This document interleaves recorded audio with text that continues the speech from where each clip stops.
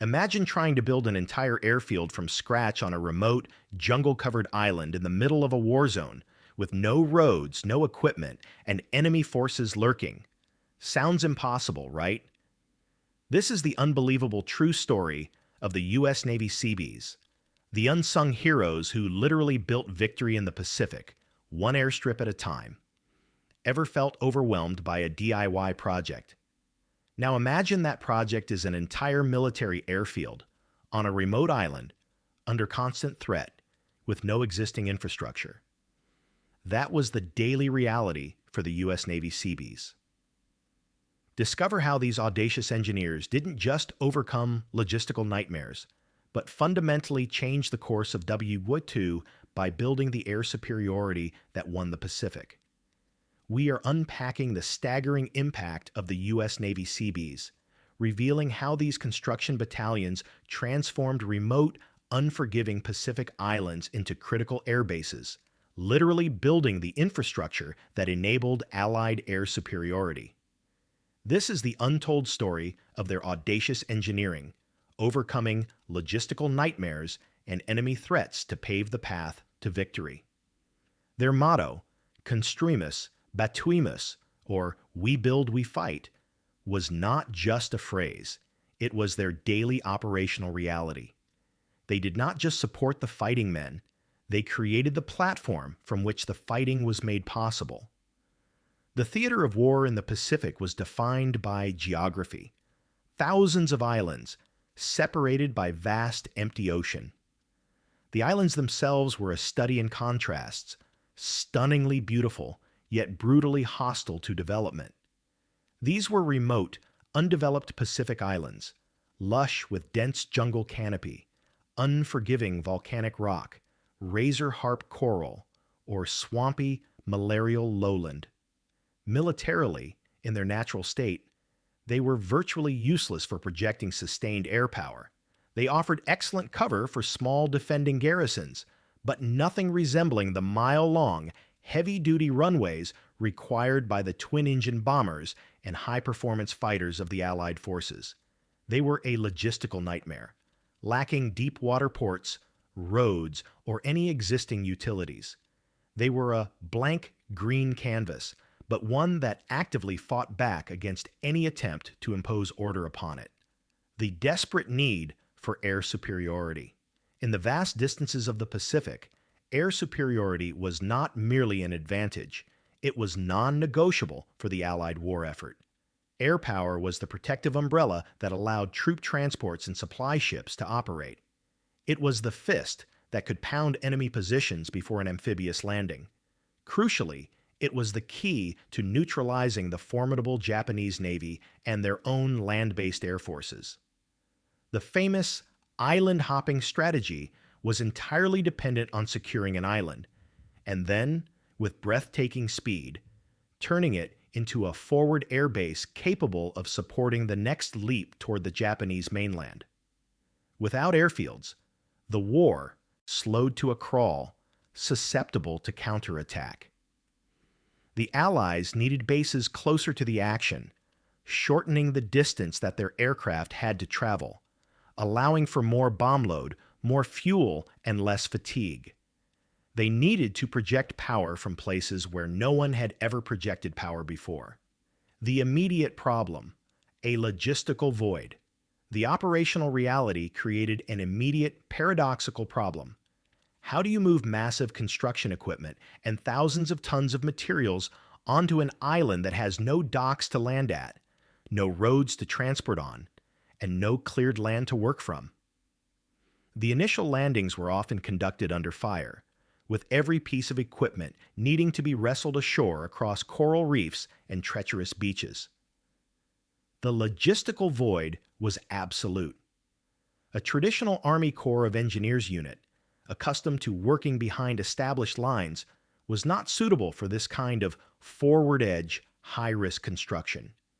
They needed a force that was not only skilled in every facet of construction, from clearing jungle to pouring concrete, but also fully trained and equipped to fight as infantry the moment the enemy appeared. The war effort demanded an unprecedented blend of combat toughness and civilian engineering expertise. The stage was set for the entrance of a truly unconventional force. The U.S. Navy recognized the critical gap in their operational capability almost immediately following the attack on Pearl Harbor. They needed builders, not just soldiers. The traditional military structure was incapable of meeting the sheer scale and speed of the construction demands. Thus, in December 1941, Admiral Ben Moriel, chief of the Navy's Bureau of Yards and Docks, requested authority to establish naval construction battalions. The men recruited were not fresh-faced youths, but seasoned veterans of the construction trade: ironworkers, mechanics, plumbers, carpenters, and engineers, many of them in their late 30s and 40s, lured by higher pay and the opportunity to serve using the skills they already possessed. They came from the biggest construction projects in America, building the Boulder Dam, the Golden Gate Bridge, and the skyscrapers of New York. The initials CB for Construction Battalion quickly led to the nickname Seabees, and their unofficial motto, "Can Do," encapsulated their unique spirit. They were trained to use both a blueprint and a rifle, blending the civilian's skill with the soldier's resolve. First encounters with impossible tasks. The initial shock for these veteran builders was profound. They were used to well-stocked supply chains and heavy-duty modern infrastructure. What they found was a primitive, hostile environment. Their first assignments were often the most perilous, landing on an island immediately following the initial invasion wave, often while pockets of enemy resistance were still active. Their first task on many islands was simply to carve out a place to work, often having to fight for the ground they were meant to build on. They were given timelines that defied belief: an operational fighter strip in 4 days, a fully functional air base with fuel dumps and barracks in 4 weeks. They were asked to do the impossible, with insufficient resources, under constant threat, and in a climate that turned earth-moving into a sweat-drenched endurance test. The phrase impossible task became simply the next job. Ingenuity under pressure, improvising victory. The Seabees' true genius lay in their ability to improvise. When specialized equipment was sunk or unavailable, they built their own. One famous example involved the desperate need to pack down soft, coral-based runways.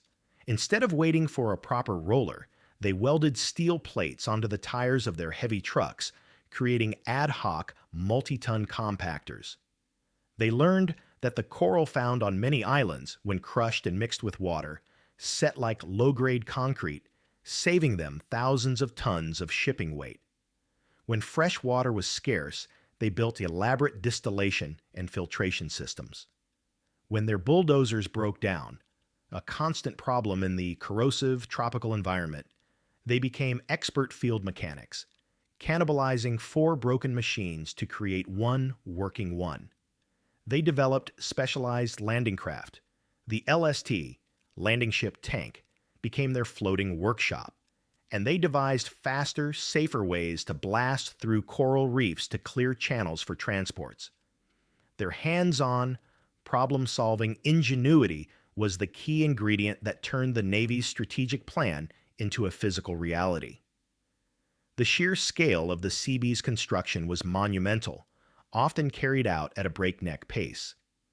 On Guadalcanal, for instance, they took the unfinished, bomb-damaged Japanese fighter strip at Henderson Field and, working under constant shelling and air raids, expanded it into a fully operational, heavy bomber-capable base. What normally takes months of civilian planning and preparation, they delivered in a matter of weeks. They transformed the dense jungle canopy into functional runways, barracks, fuel depots, and aircraft maintenance hangars. A single runway often required the movement of hundreds of thousands of cubic yards of earth, rock, and coral. At Tinian, for example, Seabees constructed 4 parallel bomber runways, each 8,500 feet long, transforming a sugarcane plantation into the busiest airfield in the world, the base from which the B-29s launched their final strategic bombing campaign against Japan. It was the physical construction that made the strategic bombing possible. The Seabees were constantly engaged in a two-front war. The human enemy was ever present, in the form of snipers, nighttime infiltration attempts, and kamikaze air raids. They worked with their rifles slung over their backs, ready to drop their tools and engage in combat. But nature was often the more relentless adversary.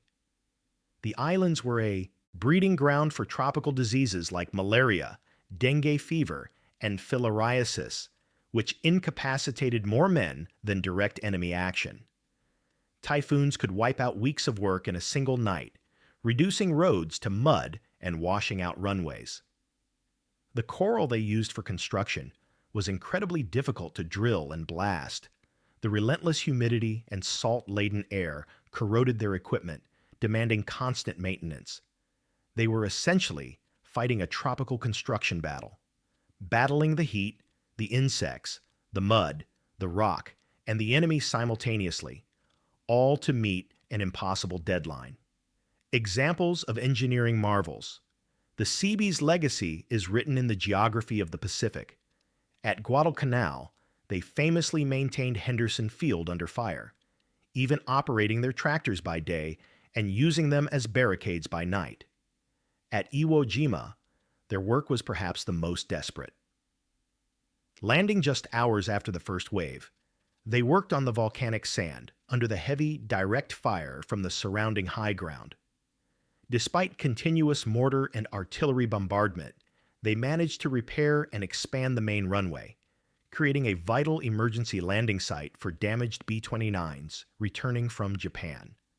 This one island saved the lives of thousands of airmen. On the massive island of Guam, they built everything from scratch.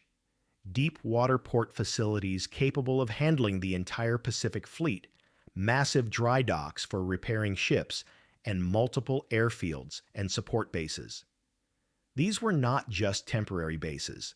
They were permanent industrial complexes carved out of the wilderness, serving as self-sufficient hubs for the forward movement of the Allied forces. Their work provided the foundation, literally and figuratively, for every major offensive in the Pacific. The air bases the Seabees built were the essential stepping stones of the island-hopping strategy. Their work connected the dots between isolated victories, transforming a successful invasion into a self-sustaining operational base. The runways built on Saipan and Tinian allowed B-29 superfortresses, the largest bombers in the world at the time, to be brought within striking range of the Japanese home islands. Without the massive, stable runways the Seabees constructed on these Mariana Islands, the strategic air campaign that devastated Japanese industrial capacity would have been impossible. Their engineering didn't just support the fighting. It directly enabled the high-altitude, long-range missions that crippled the enemy's ability to wage war. Every yard of runway they laid shortened the war by reducing the logistical burden and increasing the striking power of the Allied air forces. Logistical masterminds, maintaining the pipeline. The Seabees' role extended far beyond the initial construction. Once the bases were operational, they became the logistical masterminds behind the entire supply pipeline. They were responsible for building and maintaining the massive fuel and ammunition depots required to keep hundreds of aircraft flying daily. They set up immense supply storage facilities, warehouses, refrigeration plants, and communication centers. Critically, they were the front-line repair and maintenance crew for the entire infrastructure. When a runway was cratered by enemy fire, it was the Seabees who had it patched and operational within hours. When a dock was damaged, they were the ones who repaired it under the clock. They became the indispensable element of base security, maintenance, and expansion, ensuring that the relentless flow of men, material, and aviation fuel continued without interruption, regardless of the challenges. Beyond runways, building living infrastructure. A military base is more than a runway and a fuel tank. It is a living, functional city supporting tens of thousands of personnel. The Seabees built the entire infrastructure required for sustained human operations. This meant constructing miles of paved roads, building and maintaining sophisticated electrical generation plants, and running extensive water purification and plumbing systems. They built immense field hospitals capable of complex surgery, mess halls capable of feeding thousands, and barracks and recreational facilities necessary for maintaining the morale of the troops. In short, they brought the fundamental elements of civilization and industrial capacity to the most remote and hostile environments on Earth. The air bases were the teeth of the Allied war machine, but the Seabees built the skeleton and the muscle that allowed those teeth to bite. Their comprehensive infrastructure ensured that the forces could fight not just effectively, but also live and recover while doing so. With the close of the war, the Seabees' work didn't end. It simply changed direction. Their rapid deployment, heavy construction expertise was immediately translated into global infrastructure development. The skills honed in the jungles of the Pacific, rapid construction, deep water port development, and the establishment of complex logistics chains became invaluable in the post-war reconstruction efforts across the globe. They played a vital role in building airfields, roads, bridges, and hospitals in Asia, Europe, and the Middle East, paving the way for international commerce and humanitarian aid. The training and engineering techniques they pioneered became the foundation for modern military and civilian rapid construction organizations, proving that their can-do spirit was a permanent asset to the nation. Lessons learned: the enduring can-do spirit. The legacy of the Seabees is not just in the concrete they poured, but in the enduring spirit they instilled. The can-do attitude became a fundamental lesson in operational ingenuity. The importance of adaptability, improvisation, and teamwork when faced with seemingly insurmountable obstacles. This spirit is highly relevant today, not just in military operations, but in civilian applications like disaster relief and global infrastructure development. When a hurricane strikes or an earthquake cripples a major city, the modern equivalents of the Seabees are the first to arrive, rapidly clearing debris, establishing power, and rebuilding critical infrastructure to sustain life. They proved that with skill, determination, and a refusal to acknowledge the word impossible, any challenge can be overcome. The Seabees' story is one of unsung sacrifice. While they did not always carry the frontline rifle, they were always on the front line of engineering, working under fire, facing down typhoons, disease, and exhaustion to meet their deadlines. Hundreds were killed, and thousands were wounded in the course of their service. Their critical contribution, the literal paving of the path to victory, often gets overlooked in the telling of great battles. They were the men who made the strategic bombing campaign possible. They were the men who saved thousands of airmen by providing emergency landing fields. They were the men who turned useless patches of jungle into the most decisive operational bases of the war. Their service was a monumental feat of engineering audacity, combat toughness, and unwavering dedication to the mission. We must remember the Seabees, the builders and fighters who literally built the air superiority that won the Pacific, one airstrip at a time. From the desolate beaches of Guadalcanal to the vast runways of Tinian, the story of the Seabees is a testament to the power of American ingenuity under pressure. They are the unsung construction battalion, whose dedication to their craft, willingness to fight, and unbreakable can-do spirit fundamentally changed the course of World War II. They didn't just fight for freedom. They built its foundation.